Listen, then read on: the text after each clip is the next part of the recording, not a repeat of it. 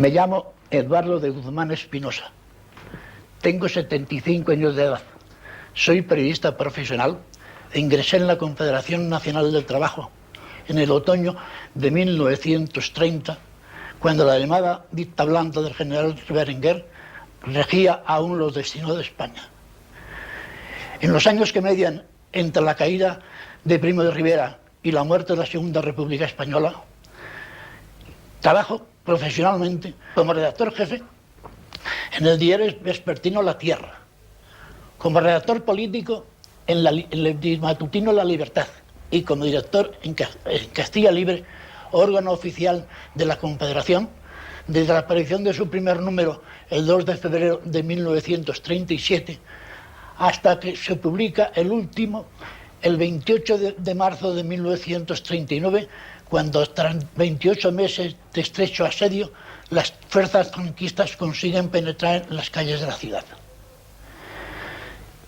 Pero si en esos 10 años he trabajado en 3 periódicos distintos, ni en esa década, ni en los 44 años que la siguen, he cambiado ideológicamente de manera de seguir y de pensar.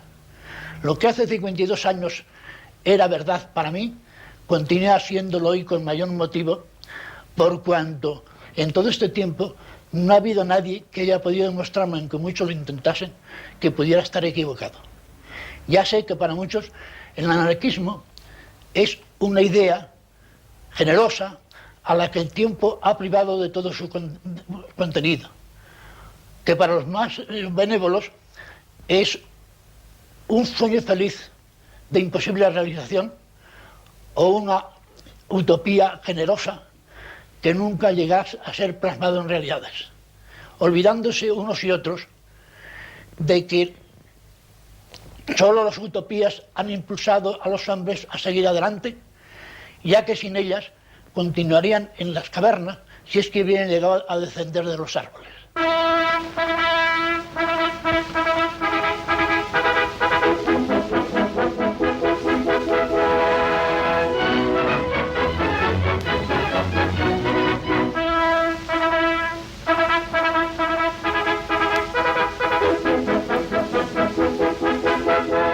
Un país vivir en monarquía o en república, en sistema parlamentario o presidencialista, en sovietismo o en fascismo. Como únicamente no puede vivir es en anarquía. El día 25 de enero, nuestras fuerzas se encontraban ante Barcelona y en la tarde siguiente, la más brillante y decisiva batalla de la guerra culminaba con la triunfal de nuestro ejército en la capital de Cataluña. Barcelona, envuelta en optimismo y entusiasmo, vuelve a la vida tras los responsables de tantos y tantos crímenes y desmanes huyen precipitados al extranjero buscando la frontera más próxima. La importancia política y militar de la toma de Barcelona es tanta que puede asegurarse que la guerra entra en su última y definitiva fase. Hoy, al que siempre, Franco, arriba España.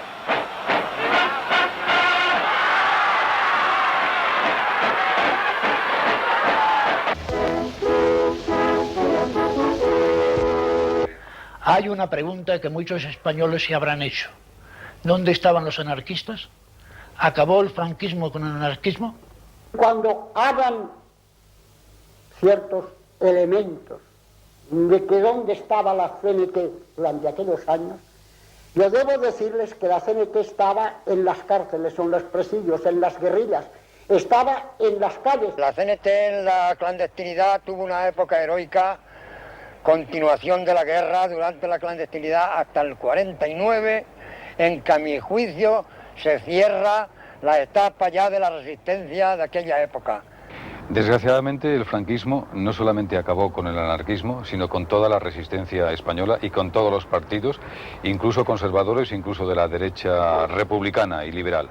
El franquismo acabó con todo y únicamente no acabó con las fuerzas políticas que pactaron con él. El franquismo no acabó con el anarquismo, lo quebrantó, y quebrantó a la CNT por su lucha constante contra el mismo, ¿no? Indudablemente la división de la CNT, las luchas internas, ayudaron al franquismo a acelerar ese quebrantamiento. Con el anarquismo no puede acabar ningún régimen político porque es un fenómeno social que se reproduce constantemente en las relaciones históricas y sociales, políticas de todos los países.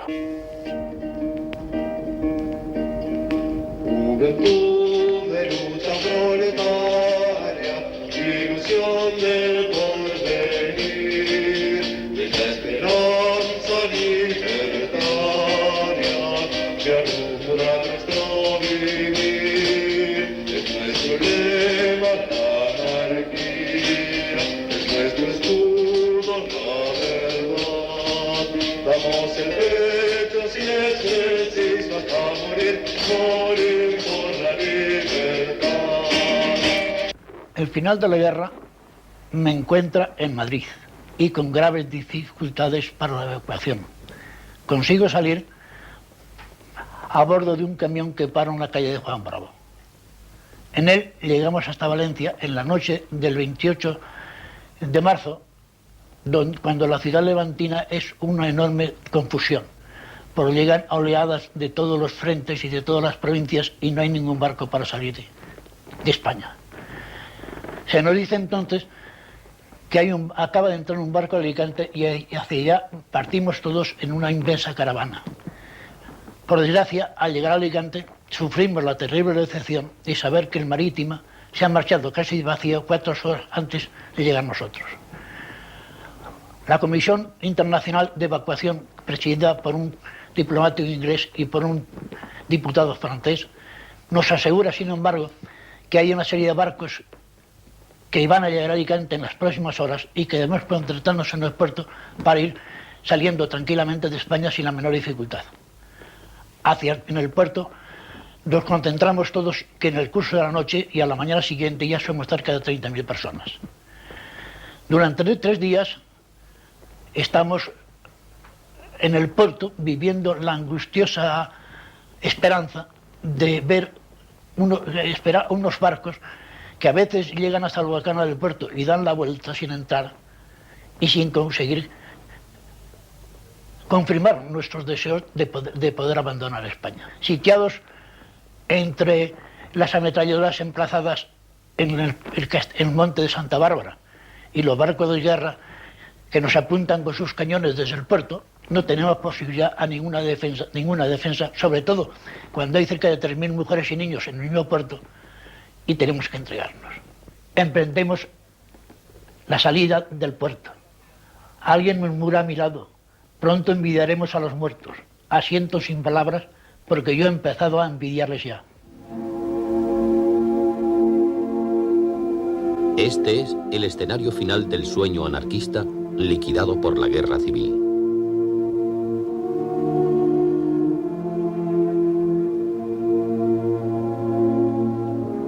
Hasta llegar aquí, el anarquismo había tenido un fuerte arraigo en España.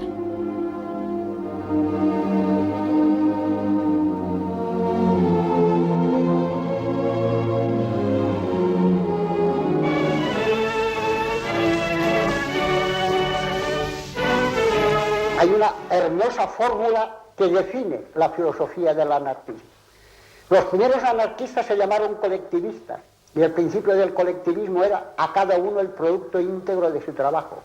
Pero se consideró que esa fórmula era injusta porque habría los viejos, habría los enfermos y habría los niños que no producían todo lo que necesitaban.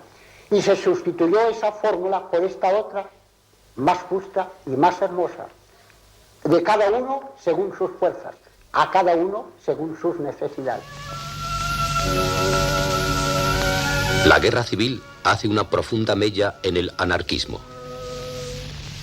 Cuando en 1939 termina la Guerra Civil Española, el anarquismo tenía tras de sí unos 70 años de historia. Había penetrado con la Primera Internacional, que en España tuvo una mayoría bakuninista, es decir, antiautoritaria, anarquista. Llegó a alcanzar en algunos momentos cerca de 60.000 afiliados, según parece. Pasó por etapas muy diversas de clandestinidad y de legalidad y acabó en 1910 concretándose en una fórmula organizativa que fue la CNT, la Confederación Nacional del Trabajo. fórmula en la que se intentaba aunar dos cosas: el sindicalismo, el encuadre de la mayor cantidad posible de trabajadores, de obreros, que se asociaran en defensa de sus intereses, y la persecución de ideales revolucionarios. La CNT, con mejor o peor fortuna, logró sobrevivir, en algunos momentos con gran éxito, como al final de la década de los años 10 en Barcelona, precisamente en un periodo histórico en que ya el anarquismo había desaparecido de la mayor parte del mundo, lo cual da a nuestro país una singularidad muy especial.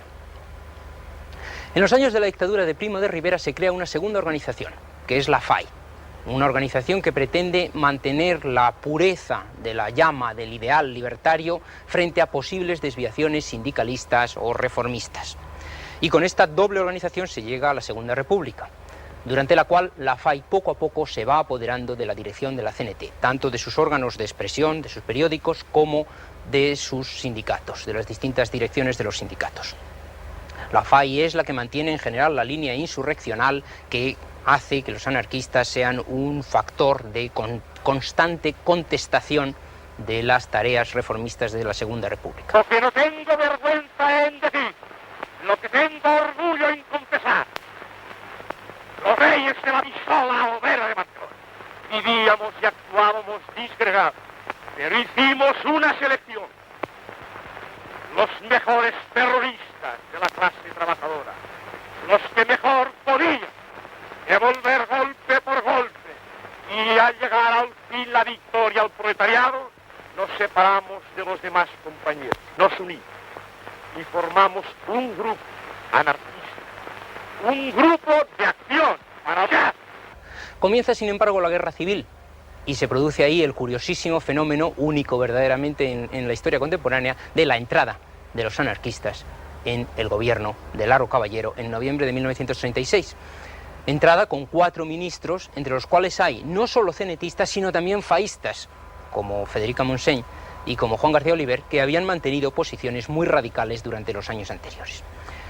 Este radicalismo tuvo que verse moderado ante las exigencias pragmáticas de la guerra, de la lucha, y finalmente los anarquistas, tras los enfrentamientos de mayo de 1937 en Barcelona, fueron barridos por comunistas y republicanos y el ala moderada de los socialistas, que son los que acaban llevando la responsabilidad de la guerra en los 2 últimos años. A partir de 1939 se iniciará un periodo ya de oscuridad, de clandestinidad, de exilio, de muertes y de sufrimientos que dura 40 años. La guerra provoca la simbiosis de las 3 principales organizaciones libertarias: CNT, FAI y Juventudes Libertarias. Forman el Movimiento Libertario Español.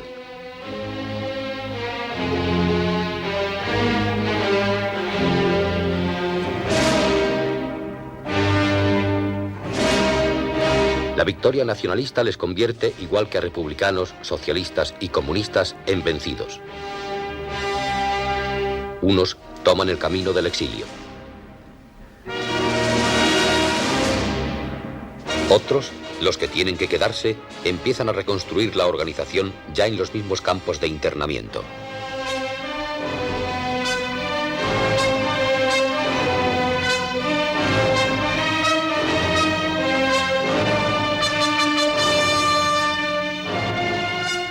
Yo fui de los que no pudieron salir de España, ni siquiera llegar al campo de concentración de Alicante, donde estábamos citados todos los que el día 28 de marzo, nos encontramos que se nos hundía todo y que no podíamos llegar a ninguna parte. Fui rápidamente detenido en Madrid, pasé por distintos campos de concentración y en todos los campos de concentración por los que yo pasé, y fueron muchos en aquellos años, lo primero que hacíamos al entrar era establecer contacto con nuestras respectivas organizaciones. Puedo asegurar que en todos los campos donde yo visité, la CNT estaba organizada, tenía una perspectiva de lucha y pretendía favorecer a todos los compañeros, formando grupos solidarios, ayudando a aquellos que se encontraban en mayor peligro para que pudieran salir del campo de concentración e incluso del país, porque estábamos relacionados con otros campos y con compañeros que trabajaban en la lucha clandestina de la calle. Esteban Pallarols es elegido secretario general del primer Comité Nacional.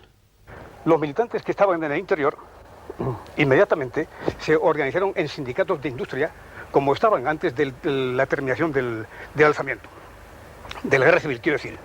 Y es curioso constatar que el primer Comité Nacional se organizó ya en el campo de Albatera.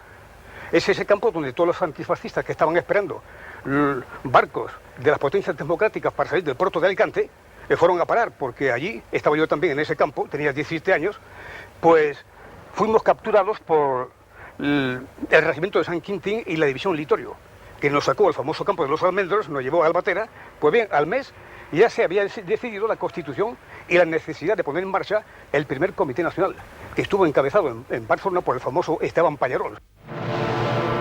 Pero este comité no tarda en caer. Los militantes libertarios son reprimidos sin contemplaciones.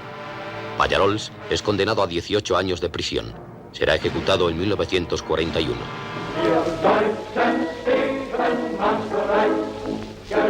En Europa, mientras tanto, el avance del nazismo es imparable.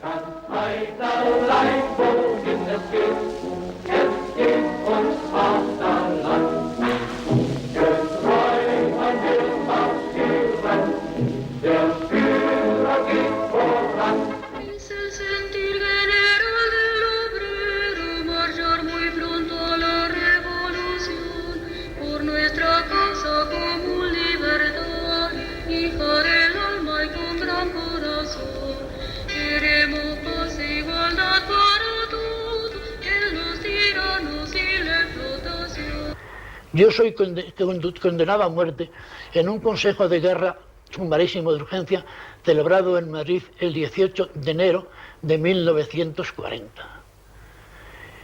En ese consejo, que dura escasamente una hora y media, somos condenados más de la mitad de los que nos sentamos en los banquillos sin que se nos permita defensa de ninguna clase. Condenados a muerte, permanezco en esa situación con la vida pendiente de un hilo hasta el 21 de mayo de 1941. Es decir, durante 16 meses tengo pendiente sobre mi cabeza la perspectiva dramática de un fusilamiento.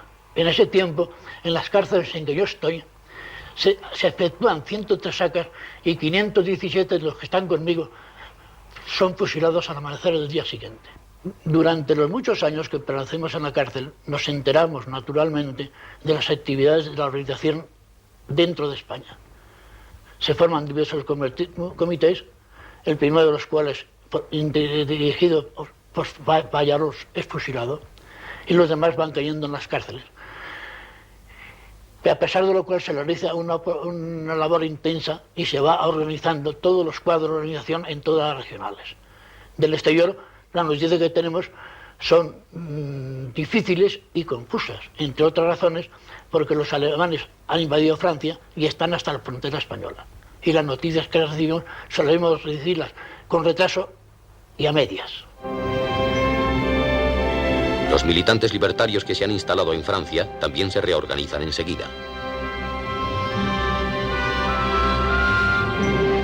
Como es sabido, terminada la guerra en Cataluña y en uno de los éxodos más gigantescos que ha conocido la historia, pasamos a Francia, pasé a Francia con mi 10º cuerpo de ejército, porque, como dijo muy bien el poeta, vinieron los sarracenos y nos murieron a palos, que Dios castiga a los buenos cuando son más que los malos.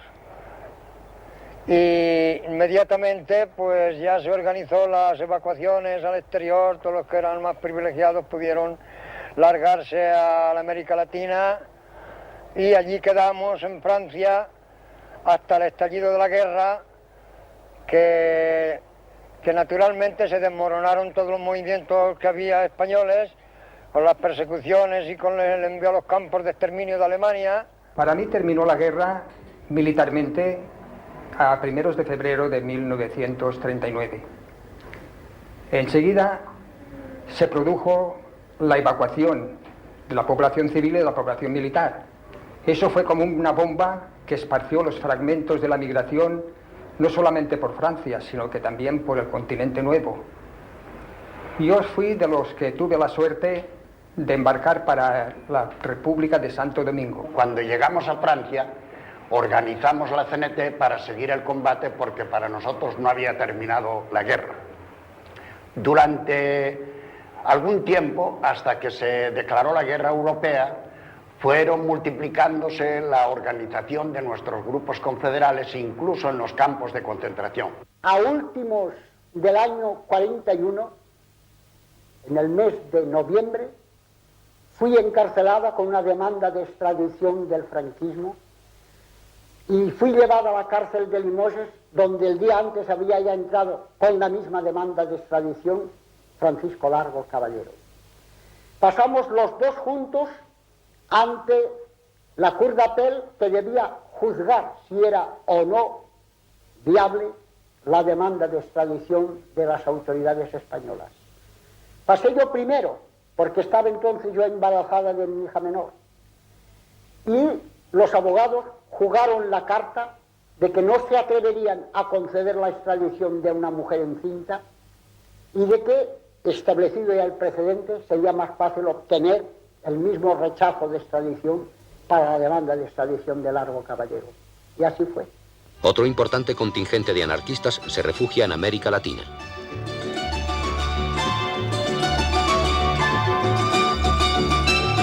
La gran mayoría de la inmigración, esta se concentró en la Ciudad de México. Allí inmediatamente, por una especie de manía, si queréis, o de instinto de los anarquistas, se formaron enseguida las organizaciones, o sea, se formó el Consejo General del Movimiento en América, que tuvo sus subdelegaciones en los varios países de América, casi en todos, incluso en el Brasil hubo una subdelegación. En el exilio vino los que pudieron venir.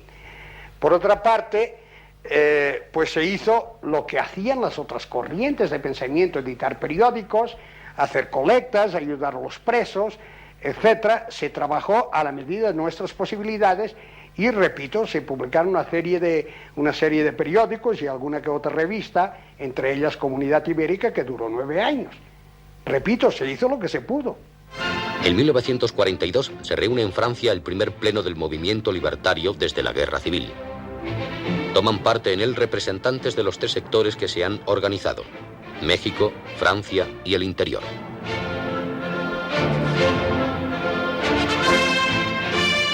En el interior de España, la CNT continúa reorganizándose. En 1943 se funden los diversos comités regionales en un comité nacional único.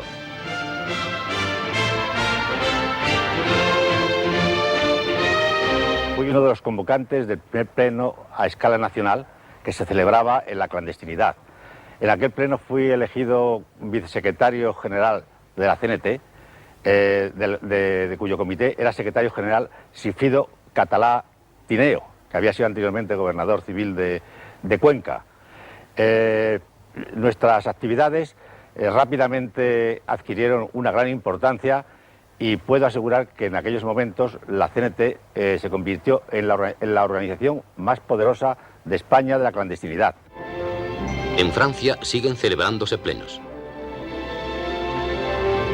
El pleno más importante que corona esos primeros de la clandestinidad en Francia es el que se celebra en octubre de 1944, ya parcialmente liberada Francia. En este pleno se trató la conveniencia de estudiar la situación de España y la organización reafirma su criterio de no dar por terminada la guerra civil mientras siga gobernando Franco y mantiene los acuerdos elaborados en España por toda la militancia que decían que nosotros debíamos de participar en los organismos de gobierno. Y a tal efecto proponían en el pleno de octubre que a ese acuerdo se añadiese que nosotros intervendríamos y apoyaríamos cualquier gobierno que se constituyera y que aprobase o ratificase, pusiera en práctica todas las conquistas revolucionarias obtenidas en las batallas de España. Pero no todos están de acuerdo. Por nuestra parte, el exilio y los compañeros del interior que ya comienzan a desengañarse de las soluciones políticas y en pensar que no hay más remedio que actuar contra la dictadura en el terreno que nos es propio, el de las huelgas, el de los sabotajes, el de la tentativa de descabezar al sistema, y todo eso, van actuando. A pesar de las diferentes posturas, la CNT apoya oficialmente a la Alianza Nacional de Fuerzas Democráticas, junto con monárquicos y socialistas, pero en la que no están los comunistas. Cae el 7º Comité Nacional. Es detenido su secretario general, Gregorio Gallego. Me detuvieron el día 9 de enero de 1945, cuando ya la Alianza Nacional de Fuerzas Democráticas estaba en pleno apogeo y había un proyecto, un gran proyecto para derribar el franquismo. Un gran proyecto que no se pudo llevar a cabo, a pesar de que había... En fin, yo estuve después en la cárcel con un montón de diputados de la CEDA, con el Gregorio Marañón, que fue detenido, con Ortega y Gasset, que fue amonestado por formar parte por haber firmado los documentos de la Alianza, y, en fin, aquella responsabilidad, toda aquella responsabilidad que haya fundamentalmente sobre los pocos miembros de las organizaciones del Partido Socialista, de Izquierda Republicana y de la CNT que formamos parte del Consejo Nacional de Fuerzas Democráticas. Con la derrota de los alemanes se da por seguro la caída del régimen franquista.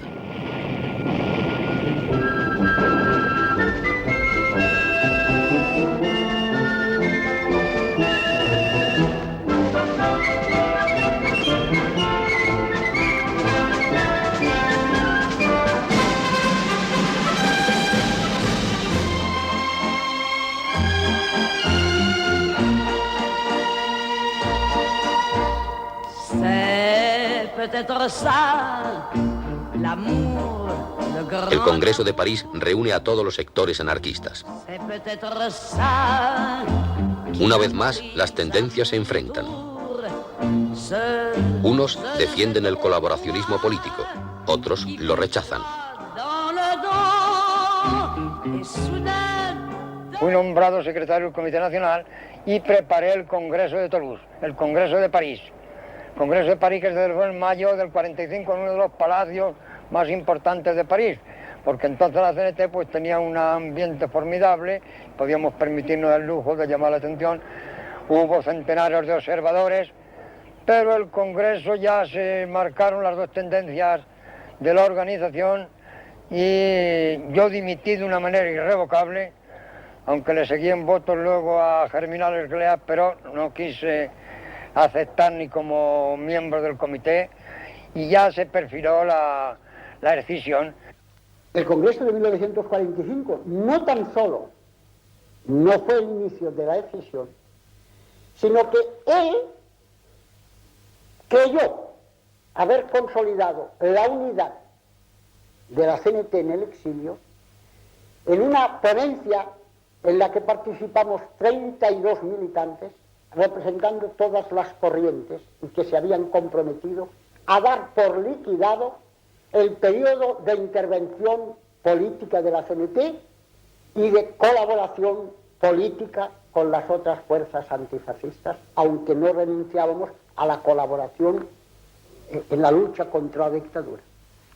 Una gran mayoría vuelve a ratificar el criterio de que nosotros hemos de estar unidos a todos los sectores para luchar contra Franco, que seguía en el poder, y había la otra fracción que era opuesta, llegándose a la conclusión a un acuerdo de síntesis que, sin hablar de la intervención en el gobierno, sí afirma categóricamente la unión de todas las fuerzas, pero obtienen el acuerdo más favorable la fracción de lo que era Consejo General del Movimiento Libertario, siempre Esglés y Federica, de apoderarse del comité desde el que burlaron incluso los acuerdos que más favorecían a su postura. Al no llegar a un acuerdo, la CNT se divide en dos corrientes.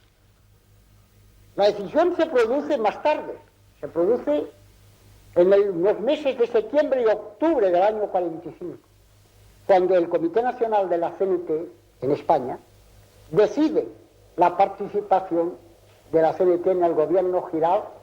Había las dos concepciones, es la concepción ácrata, libertaria, anarquista, pura, que no quiere colaboración con los demás partidos políticos y que pretende por la acción directa pues la realización de sus objetivos. Y la que, como nosotros entendíamos, es la continuación que la CNT formaba parte de España y que podía intervenir en España en todos los organismos culturales, políticos que fuera necesario.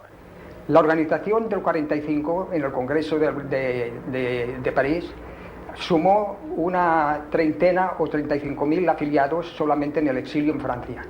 La de dentro, que los datos que yo tengo son que llegaron a 20.000. De modo que se produjo una rotura geográfica, digamos, del movimiento. Pasarán muchos años antes de que el anarquismo español se reunifique.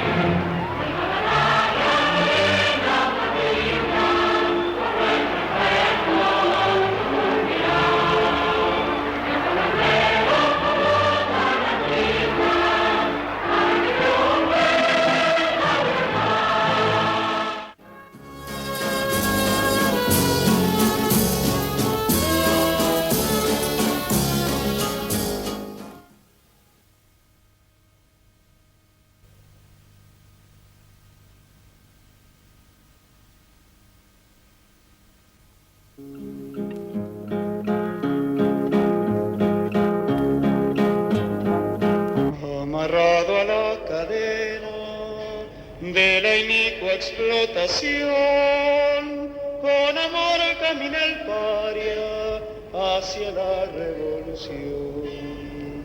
Marcha en pos de la anarquía y el yugo debe finir, con amor, paz y alegría de una existencia feliz. El 15 de diciembre de 1948, el director de la prisión provincial de Madrid de Carabanchel firma mi certificado de liberación definitiva. Lo del certificado está bien, pero la definitiva no resulta tan eficaz por cuanto a los pocos meses soy detenido de nuevo por orden del juzgado militar de espionaje y otras actividades, conducido a Oviedo y juzgado en un consejo de guerra que se celebra en el cuartel del regimiento de Milán. Posteriormente soy objeto de otras detenciones, pero ya tienen mucha menor importancia que las anteriores, como es natural.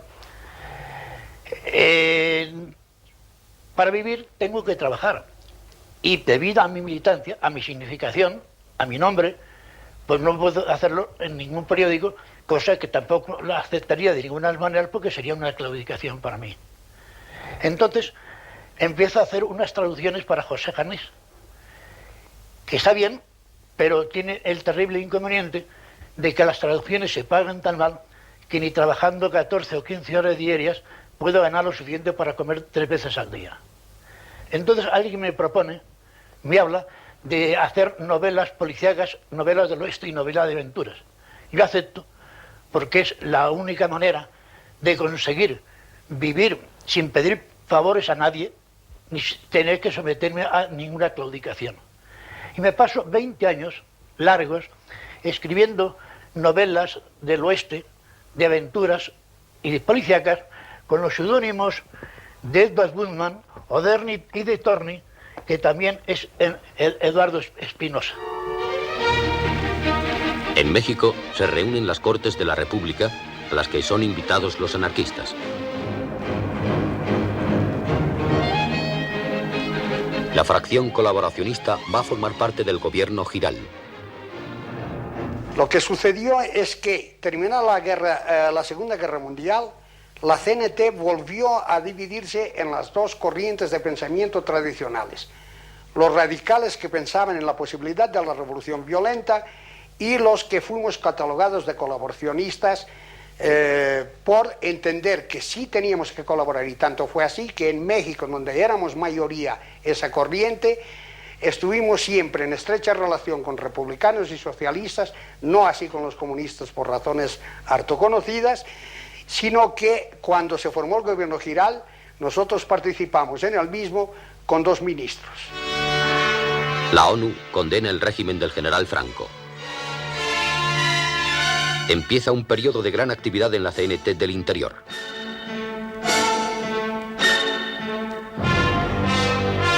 Mientras tanto, desde el exilio, la fracción no colaboracionista promueve la acción violenta contra la persona de Franco.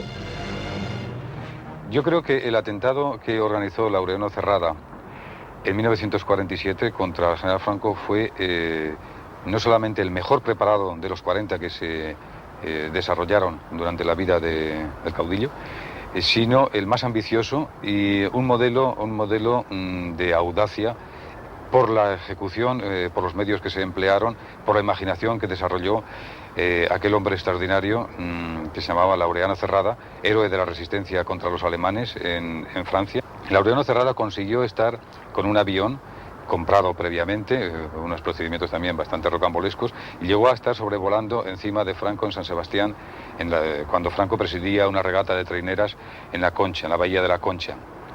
Y el atentado fracasó por la presencia en aquellos momentos de dos cazas de la aviación española, del ejército español, que advirtió los movimientos extraños de aquella súbita avioneta que había aparecido sobre el cielo de San Sebastián y logró ahuyentarlo. La represión se acentúa. Cae un nuevo comité nacional. La CNT pasa por grandes dificultades. Yo entré en el Comité Nacional representando a la región de Extremadura en 1946. El secretario general era Marcos Nadal. Este fue detenido en mayo del 47.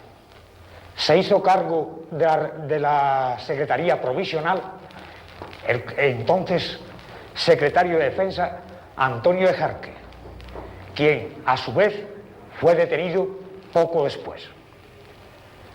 Después se constituyó un comité nacional en el que se nombró como secretario general a Manuel Villar. Villar tuvo también la desgracia de caer a los pocos meses de su gestión. En ese momento, la organización determinó de que yo me hiciese cargo de la Secretaría General. Y en 1949, este comité caía y yo con él. También los libertarios de la guerrilla urbana caen uno tras otro. Las tensiones internas aumentan. Y mientras la gente joven, en particular los que habíamos estado aquí, porque yo prácticamente estuve aquí clandestinamente desde el 44 al 48, y cuando hacíamos el paño aquí, sabíamos que aquí la lucha armada debía pasar de todas por delante. Entonces nosotros en el exilio decimos que todas las ayudas y los esfuerzos del exilio debían concentrarse en la ayuda a la lucha del interior, en la lucha armada en particular. Entonces, claro, nos enfrentamos con los digamos, pacíficos de la organización, con esos que, como mi padre, decían que el mejor amigo era un libro, lo cual es cierto, pero había otros que decían, y el mejor compañero, una buena pistola. Lo que pasa es que no hay que confundir los tiempos, hay tiempos seguramente para libros y tiempos para pistolas. 1950 significa la práctica liquidación de la guerrilla de todos los colores. Pero a la CNT aún le quedan fuerzas. En 1951 participa activamente en la huelga de tranvías de Barcelona. Hay que remontarse a la situación en que el pueblo español vivía en la época, el hambre, los últimos coletazos de las cartillas de racionamiento, la angustia de que ya se veía una dictadura prolongada, la necesidad, el trabajo casi de esclavitud que se desarrollaban en las fábricas, en los talleres y en los campos, para que surgiera en un momento dado un aumento del 50% de las tarifas en los medios de transporte urbanos en Cataluña. Bueno, concretamente en Barcelona. Cuando se da la consigna de no tomar el tranvía no se toma. Lo más importante de este hecho es que el gobierno se ve obligado a desistir del decreto de aumento de tarifas, pero en el interregno ya se había dado la consigna de huelga general total. Y tuvo un éxito extraordinario porque el pueblo, que fue una acción total del voluntarista del pueblo de Cataluña y que tuvo una duración de 48 horas. Tras esta huelga y con la continuada represión policial y las divisiones internas, la CNT ya no levantará cabeza. En 1953 cae el 17 Comité Nacional. Yo entonces era vicesecretario y al marchar a Francia hago de secretario general, que es simplemente el llamado Comité Nacional número 17. El número 17 cae posteriormente y a continuación de este Comité Nacional las cosas se suceden de tal forma que la organización entra en un continuo declive. La CNT desaparece prácticamente como organización. En el madrileño Palacio de Santa Cruz, sede de nuestro Ministerio de Asuntos Exteriores, han cuajado los acuerdos que sellan la amistad entre las dos naciones. La Comisión Norteamericana, encabezada por los jefes de las secciones militar y económica, general Kirchner y honorable George Stern, suben la escalera principal con el embajador señor Dunn y su séquito diplomático.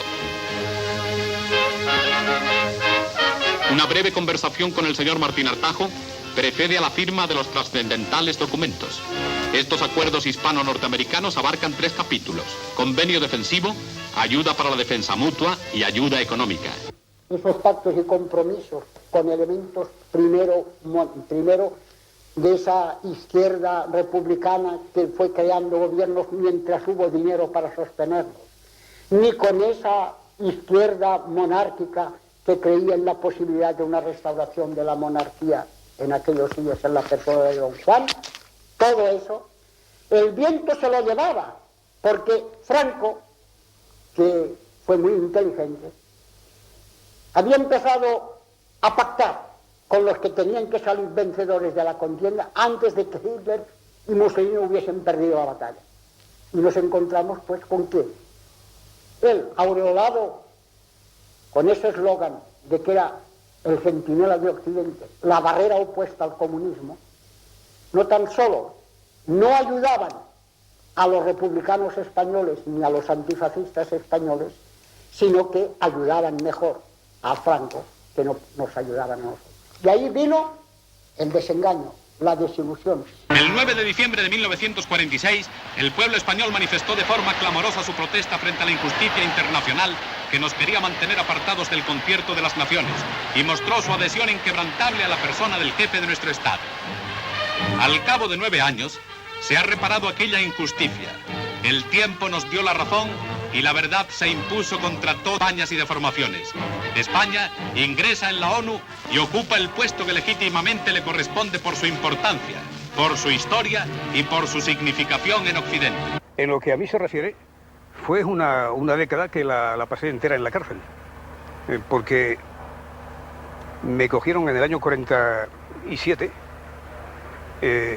y ya estuve hasta el año 62 en la cárcel. Defiéndete, pueblo, contra tus tiranos, hasta que consigas un mundo de hermanos. Defiende tu idea de la tiranía, que tu vida sea en plena anarquía. Luchemos, hombres, por siempre, defendiendo nuestra vida y dignidad. Respetemos nuestra fe, limpiemos nuestra sana sociedad. En los años 50, lo mismo que en los 60, yo sigo ganándome la vida haciendo novelas policíacas y novelas del oeste. La organización, que ha empezado a reorganizarse desde el final mismo de la guerra, que ha sufrido una serie de avatares, pues sigue luchando con todo el esfuerzo y con las pocas posibilidades con que cuenta. Como en todos los exilios prolongados y en todas las clandestinidades, pues se producen, por falta de información muchas veces, dualidad de actuaciones, enfrentamientos, exclusiones, divisiones y condenas. Esto es inevitable. Lo mismo que nos pasa a nosotros, pasa a todos los demás. Es decir, pasa lo mismo con los socialistas, con los comunistas y con los republicanos. Pero el problema está agravado por en nuestra parte porque el encarnizamiento de la represión nos ha costado ya 50.000 muertos y porque tropezamos con una casi absoluta carencia de medios económicos. A comienzos de los años 60, la economía española inicia su desarrollo. Surge el turismo como importante fuente de divisas y la emigración al extranjero en busca de una solución económica. Este es el petrolero Elcano, de 48.000 toneladas. El mayor buque construido hasta ahora en España, concretamente en los astilleros de Cádiz. Estos recién casados han tenido suerte al llegar al aeropuerto de Barajas procedentes de Suiza en un avión de la Iberia. La señora Anders, que viene en compañía de su esposo, completa el número de 10 millones de turistas. Por ello, el Ministerio de Información y Turismo les obsequia con la estancia en nuestro país durante 10 días. La feliz idea de llevar el aliento de España en el año nuevo a los trabajadores españoles de Alemania se hace efectiva en la capital financiera de la República Federal, Frankfurt del Main, en cuya demarcación se encuentran no menos de 12.000 operarios españoles. Las enormes naves de las factorías se convierten en escenario emocionante de España dentro del corazón de Alemania. Los anarquistas intentan superar sus discrepancias crónicas y reunifican las fuerzas del exilio y las del interior. La liquidación de esa decisión, que duró sin embargo 15 años, se consumó gracias al Congreso de Limoges, como se había resuelto el problema del franquismo en el Congreso de 1936 en Zaragoza. De ahí que nuestra organización, aunque haya escisiones, aunque haya divisiones, todas esas escisiones y esas divisiones las reabsorbe la propia organización, consiguiendo al final ponernos de acuerdo cuando los hechos dan la razón a los que realmente la tienen. Aquella unidad no fue tal unidad, porque tendría que haber existido el criterio de que ni vencidos ni vencedores, que era el espíritu del interior, y en cambio esto no se realizó. Salen algo reforzados, pero son pocos. La unión se impone, nace la ASO. La Alianza Sindical Obrera se crea a instancia de la CNT y a instancia de muchos militantes de UGT, con la idea de salvar nuestras raíces, porque ya se veía de que la prolongación del sistema no se le veía una solución rápida, y por otra parte influir un poco más de lo que ya se venía influyendo en el mundo obrero, porque nombrar las siglas pasadas asustaba al propio trabajador por temor a la represalia. En realidad se fundó primeramente en Cataluña, intervino la SOC, el Sindicato de Obreros Católicos Catalanes, intervino la Unión General de Trabajadores e intervino la Confederación Nacional del Trabajo. Y luego se dio margen a firma del Pacto Nacional. Este fue el motivo esencial de la ASO, salvar las raíces. El despegue económico de España da un nuevo giro a la lucha política. Surgen en Asturias las primeras comisiones obreras. Los jóvenes libertarios, por su parte, intentan reorganizarse. Bueno, pues coincidiendo con esta nueva dinámica de toda la izquierda, se desencadena dentro del movimiento libertario y dinamizado por la actuación de las juventudes libertarias, una acción radical contra el franquismo que verdaderamente toma mucho auge, hasta el punto de que hay más de 200 expedientes, hay el agarrotamiento de Delgado y de Granados en el año 63, yo mismo caigo en el 66 y soy detenido, paso por varias cárceles, me codeo ahí con toda la gente detenida, Partido Comunista, ETA, lo que iba a ser el PCML, FRAP y todo esto, ¿no?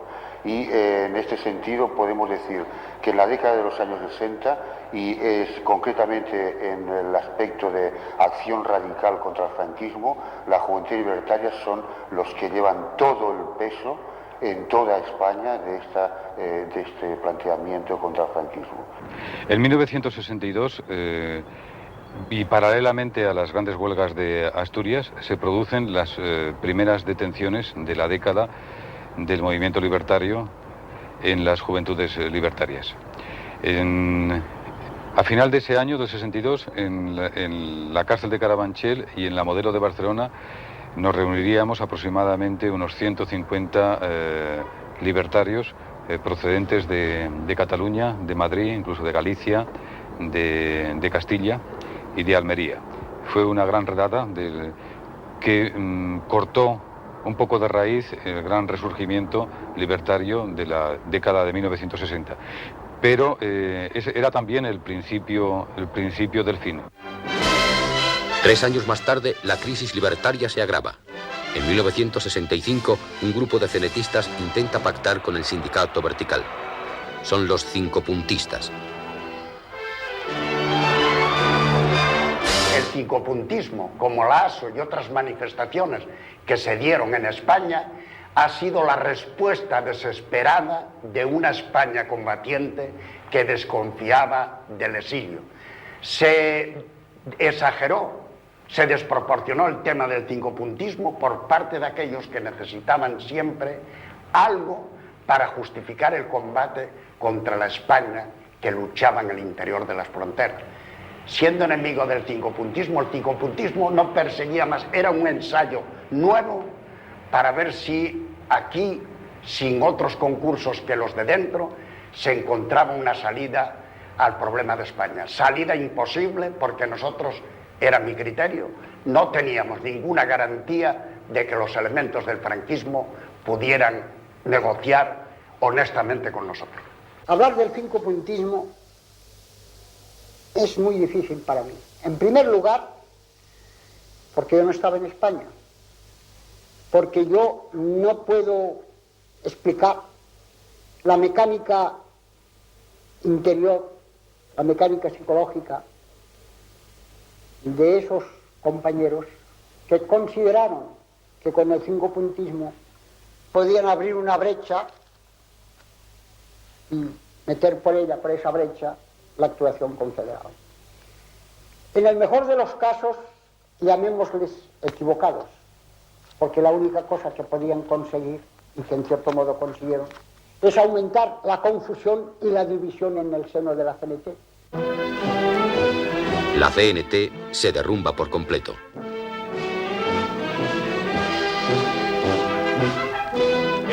España, mientras tanto, continúa el desarrollo económico. Son los felices 60. Los carteles expresan las aspiraciones y la gratitud de la comarca. Como parte del programa previsto, y para demostrar con el ejemplo que no existe peligro de radioactividad en esta zona costera, el ministro señor Fraga Iribarne, el embajador de Estados Unidos y el jefe de la región aérea del Estrecho se dan un buen baño, pues así lo permite la benignidad del clima a pesar del invierno.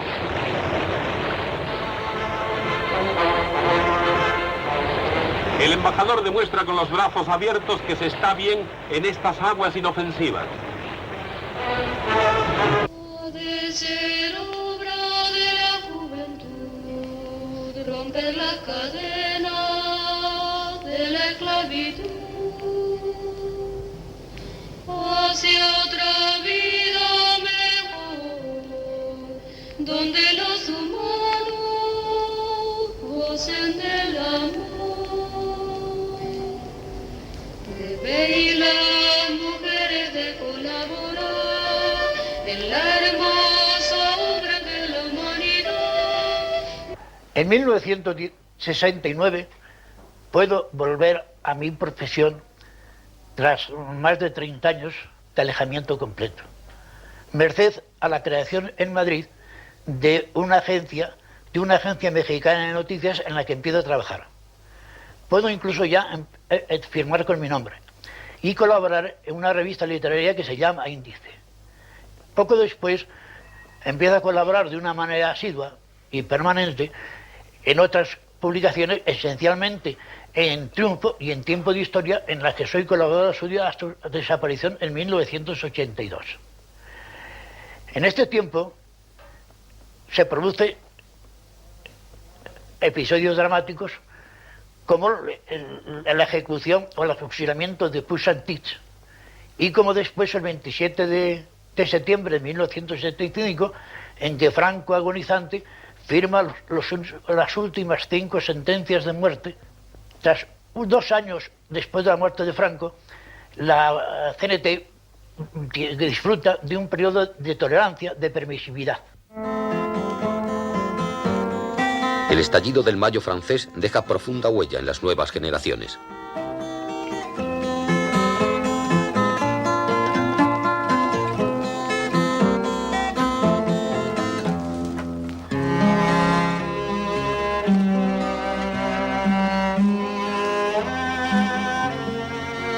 Bueno, el mayo del 68, como todo el mundo lo conoce, yo lo viví y me imagino que como otros españoles que estábamos pues estudiando y malviviendo por el París de aquella época, yo estudiaba psicología y trabajaba también, y bueno, pues estuve con otros que después he conocido aquí, de profesores en la universidad y de alumnos y de profesionales, en las barricadas de Saint-Michel y en los desalojos de la Facultad de Psicología y en otros acontecimientos de por entonces.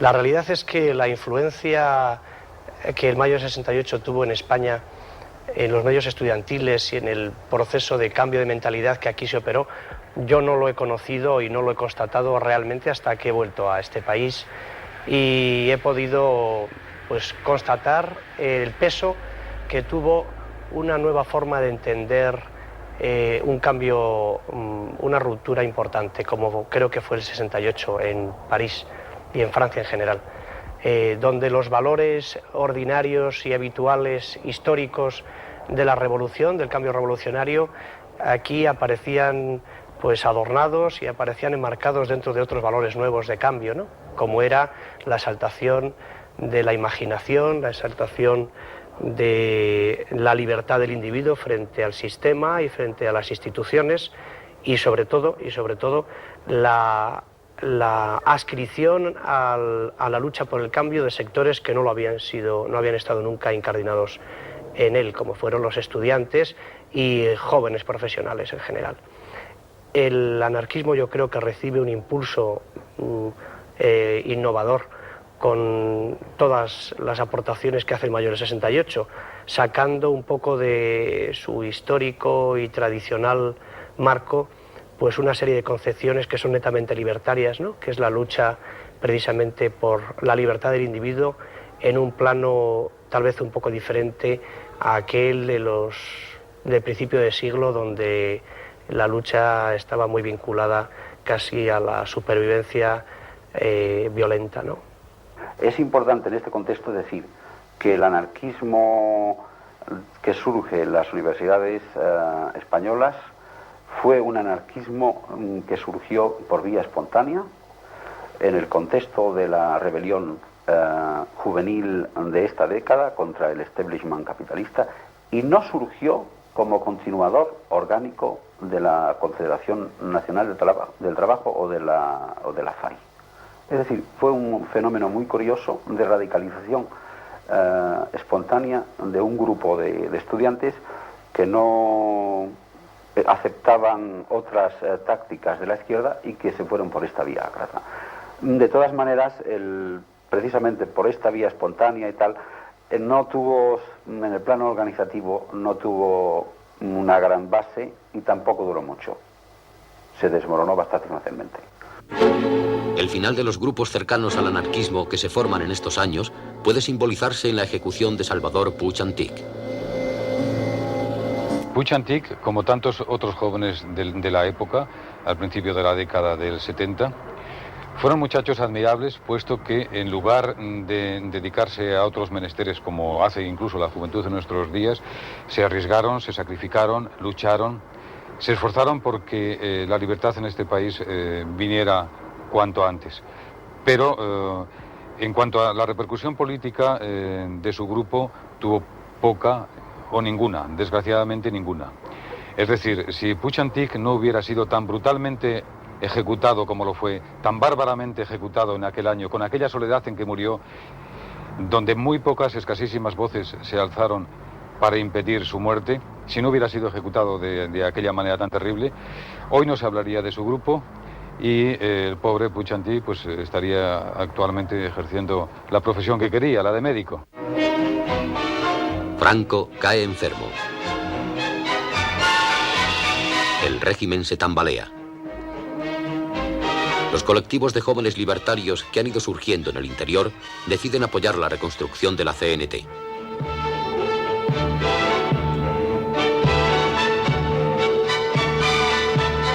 Se vuelve a producir una reorganización, una nueva toma de contacto entre los compañeros. Hay un entusiasmo reorganizativo. Hay que tener en cuenta que no es el primer comité nacional, que desde el 72, después del periodo del 66, en que hay un vacío de 5 o 6 años, desde el 72 están funcionando, pero solamente de una forma nominal, comités nacionales y estructuras organizativas. Lo que pasa es que viene entonces, a partir del 75 y 76, viene la pleamar de lo que es la nueva generación de carácter libertario y anárquico que llega a nuestra organización con ideas no muy claras, y se produce entonces un reavivamiento de toda la actividad organizativa. Se puso en marcha todo un proceso iniciado por colectivos y grupos jóvenes en varias ciudades españolas, Madrid, Valencia, Barcelona, fundamentalmente, en el que se puso de manifiesto ya desde el principio una cierta diferencia entre dos bloques. Un bloque de gente joven que entendía que la CNT tenía que reconstruirse de acuerdo con postulados actuales, y otros que recogían o intentaban recuperar, al lado de la ideología de siempre, respetada por todos, pues también los criterios de siempre de la CNT de los años 36, de 2 millones de afiliados y de banderas desplegadas. Yo creo que esa doble forma de entender el futuro de la CNT es lo que marcó su reconstrucción.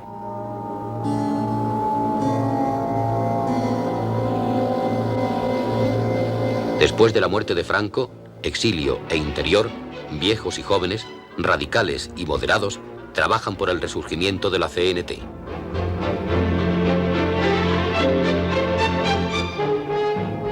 En mayo de 1977 es legalizada la histórica organización libertaria.